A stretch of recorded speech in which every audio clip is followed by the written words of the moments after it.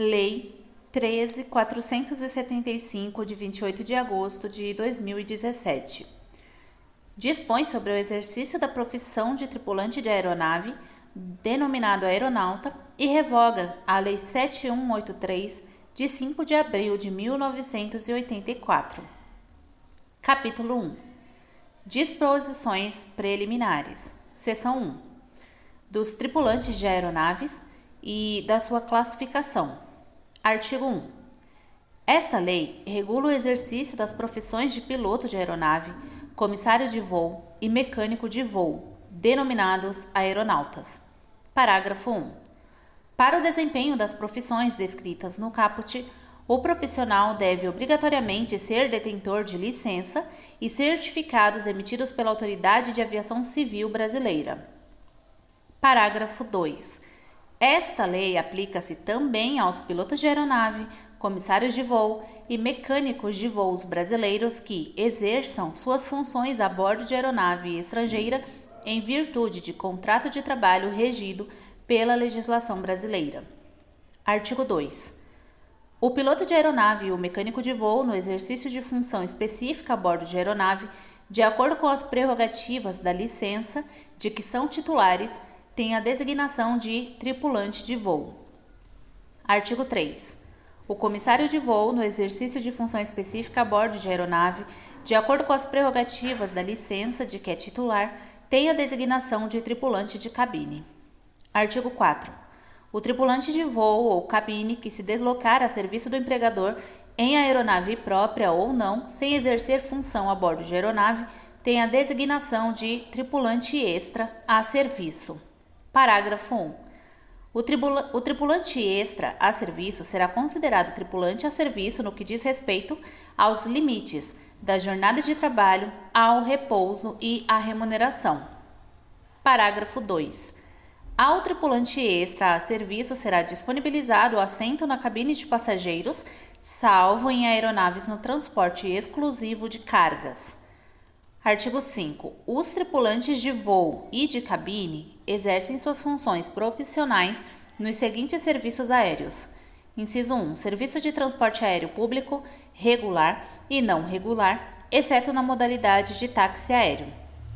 Inciso 2. Serviço de transporte aéreo público não regular na modalidade de táxi aéreo. Inciso 3. Serviço aéreo especializado, o SAE, prestado por organização de ensino na modalidade de instrução de voo. Inciso 4. Demais serviços aéreos especializados, abrangendo as atividades definidas pela Lei 7565, de 19 de dezembro de 1986, o Código Brasileiro de Aeronáutica, e pela Autoridade de Aviação Civil Brasileira. Inciso 5. Serviço aéreo privado, entendido como aquele realizado sem fins lucrativos a serviço do operador da aeronave.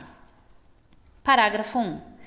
É denominado instrutor de voo o piloto de aeronave contratado para ministrar treinamento em voo em aeronave empregada no serviço aéreo especializado referido no inciso 3 do caput deste artigo.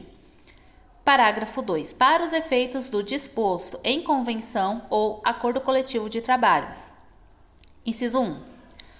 Os tripulantes empregados nos serviços aéreos definidos nos incisos 3 e 5 do caput deste artigo são equiparados aos tripulantes que exercem suas funções nos serviços de transporte aéreo público não regular na modalidade de táxi aéreo. Inciso 2. Os tripulantes empregados no serviço aéreo definido no inciso 5 do caput deste artigo, quando em atividade de fomento ou proteção à agricultura, são equiparados aos tripulantes de voo que operam os serviços aéreos especializados na modalidade de atividade de fomento ou proteção à agricultura. Artigo 6. O exercício das profissões de piloto de aeronave, mecânico de voo e comissário de voo previstas nesta lei é privativo de brasileiros natos ou naturalizados. Parágrafo 1. As empresas brasileiras, quando estiverem prestando serviço aéreo internacional, poderão utilizar comissários de voo estrangeiros, desde que o número destes não exceda a 1/3 dos comissários de voo a bordo da mesma aeronave. Parágrafo 2. Todas as empresas de transporte aéreo público, salvo empresas estrangeiras de transporte aéreo público não regular na modalidade de táxi aéreo, quando estiverem operando voos domésticos em território brasileiro, terão obrigatoriamente seu quadro de tripulantes composto por brasileiros natos ou naturalizados com contrato de trabalho regido pela legislação brasileira. Parágrafo 3. Na falta de tripulantes de voo brasileiros, instrutores estrangeiros poderão ser admitidos em caráter provisório por período restrito ao da instrução, de acordo com o regulamento exarado pela Autoridade de Aviação Civil Brasileira. Artigo 7. Os tripulantes de voo exercem as seguintes funções a bordo de aeronave. Inciso 1. Comandante. Piloto responsável pela operação e pela segurança da aeronave, exercendo a autoridade que a legislação lhe atribui. Inciso 2. Copiloto.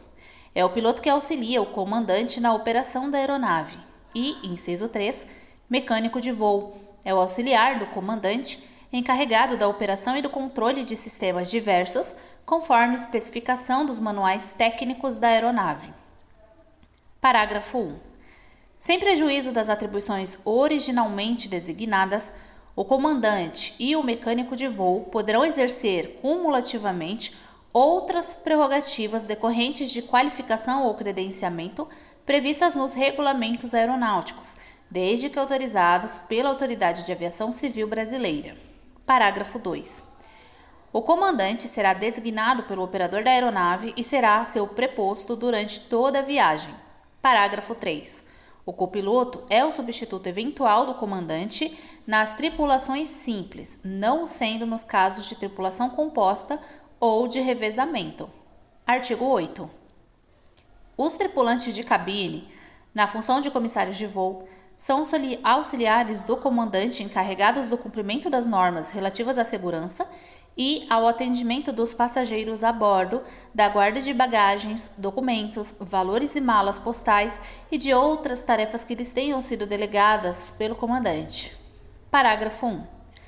Sem prejuízo das atribuições originalmente designadas, os comissários de voo poderão exercer cumulativamente outras prerrogativas decorrentes de qualificação ou credenciamento, previstas nos regulamentos aeronáuticos, desde que autorizados pela Autoridade de Aviação Civil Brasileira. Parágrafo 2. A guarda de valores é condicionada à existência de local apropriado e seguro na aeronave, sendo responsabilidade do empregador atestar a segurança do local. Parágrafo 3. A guarda de cargas e malas postais em terra somente será confiada aos comissários de voo quando no local inexistir serviço próprio para essa finalidade. Seção 2. Das tripulações. Artigo 9. Tripulação é o conjunto de tripulantes de voo e de cabine que exercem função a bordo de aeronave. Artigo 10. O tripulante, sem prejuízo das atribuições originalmente designadas, não poderá exercer simultaneamente mais de uma função a bordo de aeronave, mesmo que seja titular de licenças correspondentes. Artigo 11. Os membros de uma tripulação são subordinados técnica e disciplinarmente ao comandante durante todo o tempo em que transcorrer a viagem. Artigo 12. O comandante exerce autoridade inerente à função, desde o momento em que se apresenta para o voo até o momento em que, concluída a viagem, entrega a aeronave. Artigo 13. Uma tripulação pode ser classificada como mínima, simples, composta ou de revezamento. Parágrafo único. A Autoridade de Aviação Civil Brasileira, considerando o interesse da segurança operacional, as características da rota e do voo e a programação a ser cumprida, poderá determinar a composição da tripulação ou as modificações necessárias para a realização do voo. Artigo 14. Tripulação mínima é a determinada na forma da certificação de tipo da aeronave homologada pela Autoridade de Aviação Civil Brasileira, sendo permitida sua utilização em voos locais de instrução, de experiência, de vistoria e de traslado. Artigo 15. Tripulação simples é a constituída de uma tripulação mínima, acrescida, quando for o caso, dos tripulantes necessários à realização do voo. Artigo 16. Tripulação composta é a constituída de uma tripulação simples, acrescida de um comandante, de um mecânico de voo, quando o equipamento assim o exigir, e de, no mínimo, 25% do número de comissários de voo. Parágrafo único. A tripulação composta somente poderá ser utilizada em voos internacionais, exceto nas seguintes situações, quando poderá ser utilizada em voos domésticos. Inciso 1. Para atender a atrasos ocasionados por condições meteorológicas desfavoráveis ou por trabalhos de manutenção não programados. Inciso 2. Quando os critérios de utilização dos tripulantes de voo e de cabine empregados no serviço aéreo definido no inciso 1 do caput do artigo 5 estiverem definidos em convenção ou acordo coletivo de trabalho. Inciso 3. Para atendimento de missão humanitária, transportando ou destinada ao transporte de enfermos ou órgãos para transplante, no caso de tripulantes de voo e de cabine empregados nos serviços aéreos definidos no inciso 2 do caput do artigo 5 desta lei. Esse artigo aqui, sobre as tripulações, ele despenca na prova da ANAC.